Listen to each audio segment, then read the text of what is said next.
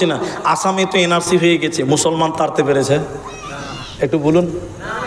আরে 19 লাখ লোক বাদ গেছে, দেখে লাও গা। 19 লাখের মধ্যে 15 লক্ষ শুধু ওরা বাদ গেছে, আমরা মাত্র 4 লক্ষ। বলুন আলহামদুলিল্লাহ। আল্লাহর মার কেওড়া তলা পার, কথা কি জানেন আপনারা?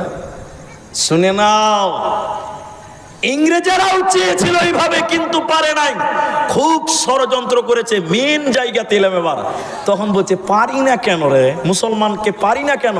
তখন বলছে যতদিন মুসলমানের কাছে কোরআন থাকবে অতদিন পর্যন্ত মুসলমানকে বেকানো যাবে না। তাহলে কি করবি রে? ওরা বলছে, ওরা কি করবি রে? বলছে কোরআন কিনো, পুড়িয়ে দাও, জ্বালিয়ে দাও, ছাড়খাড় করে দাও।